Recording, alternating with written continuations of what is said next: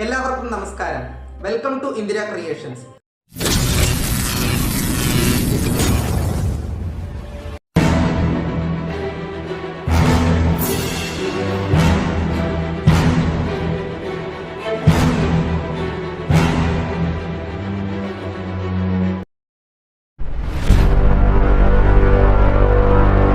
ഗന്ധർവന്റെ വാക്കുകൾ കേട്ട പാണ്ഡവർ അവരുടെ മാതാവായ കുന്തി ദേവിയെ കൂട്ടി ഉത്കോചക എന്ന സ്ഥലത്തുള്ള ദൗമ്യമനിയുടെ ആശ്രമത്തിലേക്ക് പോകും.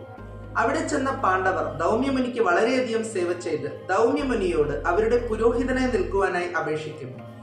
പാണ്ഡവരുടെ വാക്കുകൾ കേട്ട ദൗമ്യമനി വളരെയധികം സന്തോഷത്തോടെ അവരുടെ പുരോഹിതനായി നിൽക്കുവാൻ സമ്മതിക്കും. ദൗമ്യമനിയുടെ സമ്മതം കണ്ട പാണ്ഡവർക്ക് അവരുടെ രാജ്യം തന്നെ തിരിച്ചു കിട്ടിയ ആത്മവിശ്വാസം വരും.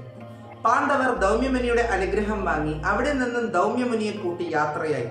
യാത്രാമധ്യേ പാണ്ഡവരും ദൗമ്യമനിയും കുറച്ച് ബ്രാഹ്മണരെ കാണുവാനിടയായി. യാത്രാമധ്യേ കണ്ട ബ്രാഹ്മണർ പാണ്ഡവരോടും ദൗമ്യമനിയോടും ഇങ്ങനെ ചോദിക്കും: നിങ്ങൾ ആരാണ്? നിങ്ങൾ എവിടെ നിന്നാണ് വരുന്നത്? അപ്പോൾ പാണ്ഡവരിൽ യുധിഷ്ഠിരൻ ആ ബ്രാഹ്മണരോട് ഇങ്ങനെ പറയും: ബ്രാഹ്മണരെ, ഞങ്ങളെല്ലാവരും ഏകചക്രപുരത്തിൽ നിന്നും വരികയാണ് എന്ന് പറയും. യുധിഷ്ഠിരന്റെ വാക്കുകൾ കേട്ട ആ ബ്രാഹ്മണർ യുധിഷ്ഠിരനോട് ഇങ്ങനെ പറയും: നിങ്ങൾക്കെല്ലാവർക്കും ഞങ്ങളുടെ ഒപ്പം ദ്രുപദ മഹാരാജാവിന്റെ രാജ്യമായ പാഞ്ചാല രാജ്യത്തിലേക്ക് വന്നുകൂടെ? ഇന്ന് അവിടെ വലിയൊരു സ്വയംവരം നടക്കുന്നുണ്ട്.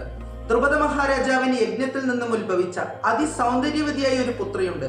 ആ പുത്രിയുടെ പേരാണ് ദ്രൗപദി. ഇന്ന് ദ്രൗപദിയെ വിവാഹം കഴിക്കുവാനായി വിവിധ രാജ്യങ്ങളിൽ നിന്നും വിവിധ രാജാക്കന്മാർ ആ സ്വയംവരത്തിൽ പങ്കെടുക്കുവാൻ വരുന്നുണ്ട്. വിവിധ രാജ്യങ്ങളിൽ നിന്നും വിവിധ കലാകാരന്മാരുടെ കലാപരിപാടികളും ഇന്ന് അവിടെ ഉണ്ടാകും. ഇന്ന് അവിടെ വന്ന രാജാക്കന്മാരും യുവരാജാക്കന്മാരും ഈ സ്വയംവരത്തിൽ ജയിക്കുവാൻ വേണ്ടി അവിടെയുള്ള എല്ലാ ബ്രാഹ്മണർക്കും ധനധാന്യവും നൽകും. അതുകൊണ്ട് ഇന്ന് നമ്മളെല്ലാവരും ആ സ്വയംവരം കണ്ട് അവർ തരുന്ന ധനധാന്യവും സ്വീകരിച്ച് തിരിച്ചു പോരാം. അതുപോലെ നിങ്ങളെല്ലാവരും വളരെയധികം സൗന്ദര്യമുള്ളവരാണ്. ഒരു പക്ഷേ ദ്രൗപദി നിങ്ങളിൽ ആരെങ്കിലും തന്റെ ഭർത്താവായി സ്വീകരിച്ചാലോ എന്ന് പറയും. ബ്രാഹ്മണരുടെ വാക്കുകൾ കേട്ട പാണ്ഡവർ പാഞ്ചാല രാജ്യത്തിലേക്ക് പോകുവാൻ സമ്മതിച്ച് അവിടെ നിന്നും യാത്രയായി. യാത്രാമധ്യേ പാണ്ഡവർ വ്യാസമഹർഷിയെ കണ്ട് വ്യാസമഹർഷിയുടെ അനുഗ്രഹം വാങ്ങി അവർ അവരുടെ യാത്ര തുടരും. അങ്ങനെ പാണ്ഡവർ അവസാനമായി പാഞ്ചാല രാജ്യത്തിലേക്ക് എത്തിച്ചേർന്ന് അവിടെ ഒരു ഗൃഹത്തിൽ ബ്രാഹ്മണ വേഷത്തിൽ താമസിക്കുവാൻ തുടങ്ങി. ഇനിയൊരു വശത്ത് ദ്രുപദ മഹാരാജാവിന് തന്റെ പുത്രിയായ ദ്രൗപദിയെ അർജുനന് വിവാഹം കഴിച്ചു കൊടുക്കണമെന്ന് ആഗ്രഹമുണ്ടാകും. എന്നാൽ ഇക്കാര്യം ദ്രുപദ മഹാരാജാവ് ആരോടും പറയില്ല. അതിനുശേഷം ദ്രുപദ മഹാരാജാവ് ഒരു ധനസ് തയ്യാർ ചെയ്യിപ്പിക്കും. ഈ ധനസ് കേവലം അർജുനനെ പോലെയുള്ള ധനുർധാരിക്ക് മാത്രമേ വളച്ചു കെട്ടുവാൻ പറ്റുന്ന രീതിയിൽ നിർമ്മിക്കും. അതുപോലെ ആകാശത്തിൽ ഒരു യന്ത്രം നിർമ്മിച്ച് ആ യന്ത്രത്തിന്റെ മധ്യഭാഗത്തിൽ ഒരു ലക്ഷ്യം നിർമ്മിക്കും. അതിനുശേഷം ദ്രുപദ മഹാരാജാവ് അവിടെ വന്ന രാജാക്കന്മാരോട് ഇങ്ങനെ പറയും: ഇവിടെ ഇരിക്കുന്ന ധനസ്സെടുത്ത് ആരാണോ ഈ കാണുന്ന ലക്ഷ്യത്തിനെ ഭേദിക്കുന്നത് അവർക്ക് ഞാൻ എന്റെ പുത്രിയായ ദ്രൗപദിയെ വിവാഹം ചെയ്തു തരുന്നതാണ് എന്ന് പറയും. അങ്ങനെ സ്വയംവരം ആരംഭിച്ചു. സ്വയംവരം ആരംഭിച്ച 16ാമത്തെ ദിവസം ദ്രൗപദി വളരെയധികം സൗന്ദര്യവതിയായി അലങ്കരിച്ച് ഒരു കയ്യിൽ പാത്രം നിറയെ സ്വർണവും ഇനിയൊരു കയ്യിൽ വരമാലയുമായി സ്വയംവര പന്തലിലേക്ക് കടന്നു വരും. അതിനുശേഷം ദൃഷ്ടദ്യുമ്നൻ അവിടെയുള്ള എല്ലാവരോടും ഇങ്ങനെ പറയും: ഈ കാണുന്നതാണ് അമ്പ്.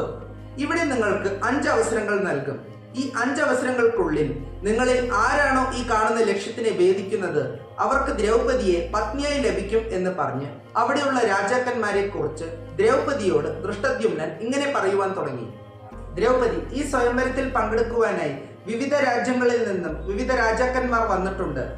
ആദ്യമായി കുരുവംശത്തിൽ നിന്നും ധൃതരാഷ്ട്ര മഹാരാജാവിന്റെ 100 പുത്രന്മാരും ശ്രേഷ്ഠ ധനുർധാരിയായ കർണനും ഗാന്ധാര രാജാവിന്റെ പുത്രന്മാരായ ശകുനി, സവല, ബൃഹദ്വല എന്ന പുത്രന്മാരും ഗുരുക്കളിൽ ശ്രേഷ്ഠനായ ദ്രോണാചാര്യരുടെ പുത്രനായ അശ്വത്ഥാമയും വിരാട്ട രാജ്യത്തിൽ നിന്നും വിരാട്ട രാജാവും മധുര രാജ്യത്തിൽ നിന്നും ശല്യരാജാവും അതുപോലെ ശിശുപാലനും ജരാസന്ധനും ഇങ്ങനെ ഒരുപാട് രാജാക്കന്മാർ ഈ സ്വയംവരത്തിൽ പങ്കെടുക്കുവാൻ വന്നിട്ടുണ്ട്. അതുപോലെ ഈ സ്വയംവരം കാണുവാനായി ദേവതകളും യക്ഷന്മാരും ഋഷിമാരും ഗന്ധർവന്മാരും അപ്സരസകളും അതുപോലെ ബലരാമനും സാക്ഷാൽ ശ്രീകൃഷ്ണനും ഈ സ്വയംവരത്തിൽ എത്തിച്ചേർന്നിട്ടുണ്ട്. എന്നാൽ ദ്രുപദ മഹാരാജാവ് നിർമ്മിച്ച ഈ ലക്ഷ്യത്തിനെ ഭേദിച്ച് ആരാണ് ദ്രൗപദിയെ സ്വയംവരം കഴിക്കുന്നത്? ദ്രൗപദിയുടെ സ്വയംവരത്തിൽ എന്താണ് സംഭവിച്ചത് എന്ന് നമ്മുടെ അടുത്ത മഹാഭാരതം എപ്പിസോഡിൽ